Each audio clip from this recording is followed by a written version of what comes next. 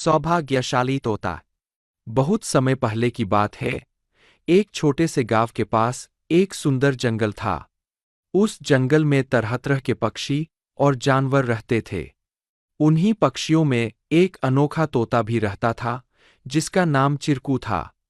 चिरकू को लोग सौभाग्यशाली तोता के नाम से जानते थे, क्योंकि जहां भी वह जाता, वहां कोई न कोई चमत्कार हो जाता या किसी की किस्मत बदल जाती।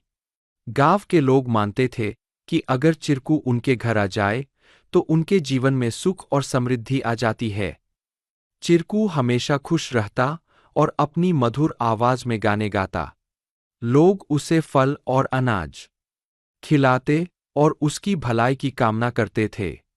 चिरकू भी गांव के लोगों से बहुत प्यार करता था और जहां भी जाता, खुशियां बांटता।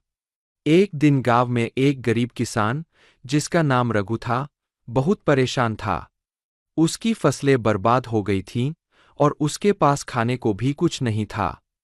वह दिन-रात मेहनत करता, लेकिन किस्मत उसका साथ नहीं दे रही थी। एक दिन रघु ने गांव के लोगों से चिरकू के बारे में सुना और सोचा कि शायद यह सौभाग्यशाली तोता उसकी भी मदद कर सकता है। रघु ने तय किया कि वह चिरकू से मिलकर अपनी किस्मत बदलने की विनती करेगा। अगले दिन वह जंगल की ओर चल पड़ा और चिरकू को खोजने लगा। बहुत ढूंढने के बाद उसे चिरकू एक पेड़ की डाल पर बैठे हुए मिला। रघु ने बड़े ही आदर के साथ कहा। चिरकू ने रघु की बातें ध्यान से सुनी और उसकी आंखों में दया उमड़ आई। चिरकू ने अपनी चोंच में एक छोटी सी चमकती हुई पत्ती उठाई और रघु को देते हुए कहा, यह जादुई पत्ती है। इसे अपनी जेब में रख लो और जब तुम अपने खेत में काम करने जाओ, तो यह पत्ती तुम्हारी किस्मत बदल देगी। रघु ने धन्यवाद कहा और वह पत्ती लेकर अपने घर लौट आया। अगले दिन वह अपने खेत में काम करने के लिए गया। जैसे ही उसने खेत में जुताई शुरू की, अचानक से बारिश होने लगी।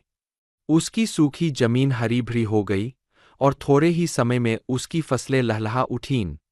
रघु की मेहनत सफल हुई और उसकी किस्मत सच में बदल गई। अब रघु के पास भरपूर अनाज था और वह फिर से खुशहाल जीवन जीने लगा। उसने गांव के लोगों को चिरकू की बुद्धिमानी और उसके द्वारा दी गई जादुई पत्ती के बारे में बताया। सभी लोग चिरकू की प्रशंसा करने लगे और उसे और भी अधिक प्यार देने लगे। लेकिन चिरकू ने रघु को एक बात कही थी। याद रखना, यह पत्ती सिर्फ तुम्हारी मेहनत का साथ देगी।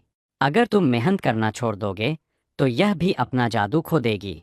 रघु ने चिरकू की बात समझ ली और कड़ी मेहनत जारी रखी। धीरे धीरे उसकी स्थिति पहले से बहुत बेहतर हो गई। वह गांव के सबसे सफल किसानों में से एक बन गया, लेकिन उसने कभी यह नहीं भूला कि उसकी सफलता में चिरकू और उसकी मेहनत का कितना बड़ा हाथ था। कहानी से सीख। इस कहानी से हमें यह सीख मिलती है कि किस्मत भी उन्हीं का साथ देती है, जो खुद मेहनत करते हैं। सौभाग्य और अवसर तभी काम आते हैं, जब हम अपने प्रयासों